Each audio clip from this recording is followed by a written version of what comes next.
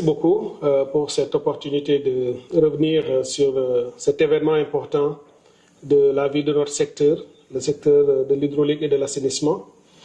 Nous organisons ces rencontres pour d'abord créer un espace d'échange, de dialogue, un espace ouvert et inclusif qui vise à mobiliser les acteurs les plus importants, toutes les parties prenantes du secteur de l'hydraulique et de l'assainissement pour se pencher sur le secteur, pour l'évaluer, pour l'analyser, pour le diagnostiquer, mais plus encore pour se projeter ensemble au regard des défis nombreux qui assaillent ce secteur, mais également en gardant à l'esprit que c'est le secteur parmi les plus importants de la construction du développement économique et social du Sénégal et qui vise à se positionner comme étant à l'entrecroisement de la plupart des autres secteurs de la vie nationale. Sans eau et sans assainissement, on aura du mal, même au niveau international, à atteindre des objectifs de développement durable. Et ici au Sénégal, vous avez entendu les plus hautes autorités parler de la centralité de la question de l'eau dans le développement, dans la transformation systémique et dans une panoplie d'autres ambitions qu'ils ont pour le pays. Donc c'est plutôt que les approches antérieures où un ministère, par ses techniciens, pouvait se mettre dans ses propres mécanismes pour élaborer une politique sectorielle.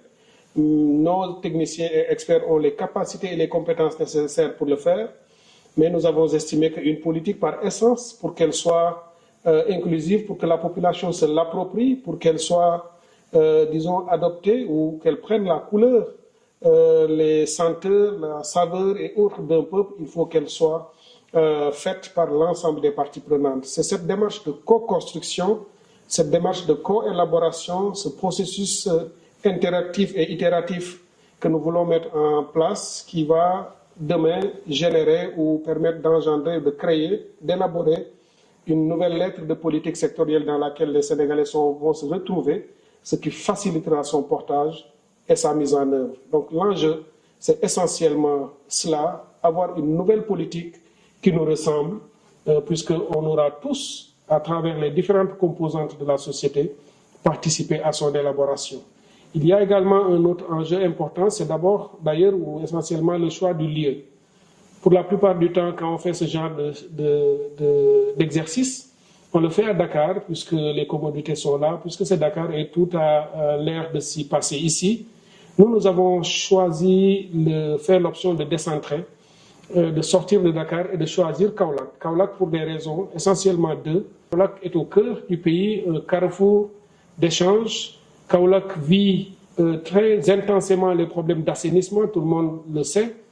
Kaolack vit assez fortement également les problèmes d'eau potable, d'eau de qualité, puisque c'est la seule zone du pays, en tout cas il y a toutes les zones du centre, mais Kaolack en est l'emblème ou le symbole, où lorsqu'on y est né, on grandit avec une sorte de marque indélébile au niveau des dents, due à une trop forte teneur en fluor. Et pour la nouvelle politique, pour l'équité sociale et la justice qui est promue par le président de la République et le gouvernement, c'est de faire en sorte que tous les Sénégalais soient sur le même niveau, qu'ils aient les mêmes chances et qu'ils soient traités équitablement. Donc pour nous, c'est une question de justice sociale, d'aller à Kaolack pour leur dire, voilà la nouvelle ambition, c'est de faire en sorte que tous les Sénégalais, partout où ils sont nés, qu'ils soient dans le monde rural ou dans le monde urbain, ils auront désormais accès à une eau en quantité et en qualité suffisante et à bas coût, et Kaolack en est le symbole. Et évidemment aussi le fait de sortir, c'est de coller à cette nouvelle vision politique sur les pôles. Kaolack est une ville du pôle centre où nous allons déjà, pour montrer que le nouveau gouvernement a à cœur de bâtir ses politiques autour des 8 pôles territoires. Et là, ça permet à nos compatriotes, hommes et femmes, jeunes et vieux, de toutes les catégories socio-professionnelles de se retrouver entre 200 à 250 acteurs clés représentant des centres d'intérêt, des enjeux qui se retrouveront pour débattre et élaborer la nouvelle lettre de politique sectorielle. Et cette rencontre de Kaolack vient couronner des rencontres intermédiaires qui sont déjà organisées, toujours dans notre démarche participative, puisque dans les 14 régions, nous avons déjà fini d'organiser des concertations régionales autour des gouverneurs et des autorités locales, des maires, des organisations communautaires de base, des chefs de quartier ou chefs de village, des acteurs et des citoyens. Des concertations ont été menées partout dans toutes les régions pour aussi faire le diagnostic concerté et consensuel de ces terroirs et aussi de faire des propositions qui viendront alimenter les réflexions au niveau national avec les experts, avec les ministères, la société civile, le secteur privé et autres. Et une autre sorte d'échelon intermédiaire a été jusqu'à faire des concertations à l'intérieur de notre ministère. Il y a quelques jours, j'ai réuni l'ensemble des acteurs du ministère, tout le personnel, des chauffeurs, le personnel d'entretien qui nettoie les bureaux, le courrier, ceux qui s'occupent de tous les aspects de la vie du ministère, aux côtés des directeurs, aux côtés des responsables, et aussi moi-même prenant part à cet échange pour leur montrer que ce ministère qui a en charge de conduire la politique du pays en matière d'eau et d'assainissement doit aussi donner son avis. Tous ceux qui travaillent dans ce ministère ont aussi voix au chapitre, donc je les ai reçus pour les écouter. Je leur ai donné la possibilité de me poser toutes les questions qui leur venaient à l'esprit, jusqu'à la dame qui s'occupe de mon bureau ce jour-là a pris la parole pour me poser aussi des questions, ce qui m'a donné aussi la possibilité de lui en poser moi-même. Et on a eu ce moment d'échange assez intéressant et fructueux, je pense. Donc, globalement, c'est une somme d'enjeux qui se retrouvent dans ces concertations et qui, je l'espère, nous permettront de sortir avec une nouvelle lettre. Dans le format même, nous prévoyons, en plus des groupes thématiques, puisque l'ensemble des sous-secteurs du secteur de l'hydraulique et de l'assainissement, mais également les problématiques les plus importantes feront l'objet d'une discussion, d'échanges les plus approfondis possibles. Donc il y aura des groupes thématiques qui s'occuperont de ces échanges pour permettre aux acteurs de mettre sur la table, de défendre leur point de vue et que finalement on construise un consensus autour de ça sur l'eau et l'assainissement. Il y aura entre autres un groupe sur la question de la gouvernance et tout ce qui va toucher à la régulation du secteur de l'eau et de l'assainissement. Et sans doute, ce groupe travaillera également sur un mécanisme de suivi et d'évaluation de la politique pour qu'on n'en sorte pas seulement en disant maintenant c'est fini, c'est l'affaire du ministère dans la mise en œuvre. Tous les acteurs qui ont contribué à l'élaboration de la nouvelle lettre de politique continueront ensemble sur les années à venir à suivre la mise en œuvre, chaque acteur jouant le rôle qui est le sien. La société civile sera très très bien représentée dans ces concertations. Elle aura un rôle après dans la mise en œuvre, de vulgarisation, elle aura un rôle de facilitation, de formation des autres acteurs un peu partout dans le pays.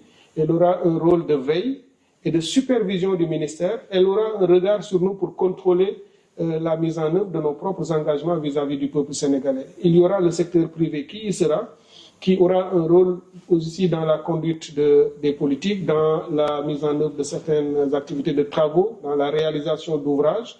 Elle comprendra, ce secteur privé comprendra qu'il ne s'agit pas seulement pour lui désormais d'être un acteur financier ou économique pour gagner de l'argent, mais qui sera un acteur dans la construction du pays à travers ce secteur de l'hydraulique et de l'assainissement. Les universitaires, les experts qui ont un savoir, une compétence et des connaissances viendront également partager pour que ce secteur soit un secteur innovant et d'innovation qui va permettre de produire des savoirs, mais qui va utiliser les données de la recherche pour être dans l'ère du temps et pouvoir chaque fois innover sur la qualité de l'eau, sur le coût, sur les performances des ouvrages qui seront réalisés, etc. En plus maintenant de tout ce que l'administration publique aura à faire. Et quand je dis l'administration, dans notre démarche, il ne s'agit pas seulement du ministère de l'hydraulique et de l'assainissement qui va conduire les choses, c'est aussi une sorte de nexus, une approche croisée entre plusieurs ministères. Évidemment, nous portons la politique de l'hydraulique et de l'assainissement, mais évidemment que l'agriculture a un rôle à jouer avec nous. D'ailleurs, on a déjà fait des conventions. Évidemment que la santé a un rôle à jouer avec l'eau. Évidemment que l'éducation a aussi à voir avec l'eau, l'industrie, le tourisme, les infrastructures et autres. L'ensemble de ces secteurs seront avec nous dans des comités qui allons, pour la plupart de nos projets, les porter ensemble. Et l'exemple que je donne simplement, c'est ce grand projet historique pour le pays, des grands transferts d'eau et des autoroutes de l'eau dont on a déjà parlé. dont le processus est lancé il y a quelques jours pour nous conduire vers les études qui, dans les 6 à 8 mois, devraient être terminées pour commencer les travaux. Eh bien, nous sommes en train de travailler à mettre en place un comité de pilotage de ces grands projets où il y aura tous les ministères impliqués, mais il y aura aussi de la place pour la société civile et pour les autres acteurs qui viendront avec nous pour apporter leur concours et leur contribution à ce que nous faisons. Donc voilà, au total, il y aura de très bonnes recommandations qui auront le mérite d'être des recommandations consensuelles, élaborées de manière inclusive et ouverte, co-construites et qui seront portées pour leur réalisation. Et là, ce que nous insufflons comme démarche, c'est vraiment l'efficacité et la performance. On va agir vite parce que la question de l'eau et de l'assainissement, c'est une question d'urgence. Le peuple a soif. Partout ou de partout dans le pays nous vient une sorte d'écho, d'appel pour accéder à l'eau. C'est très très difficile partout, nous en sommes conscients. Et c'est tout ça que nous allons faire, tout ce qui est possible pour abréger le plus vite possible les souffrances de nos concitoyens en ce qui concerne l'eau potable. Mais l'assainissement également reste un problème majeur. Une partie de notre communauté a encore recours à la défécation à l'air libre, n'ayant pas de toilettes dans certaines collectivités, dans certaines zones. Ça aussi, c'est une question de dignité et le ministère a à cœur de travailler à résorber ça et à le résoudre le plus rapidement possible.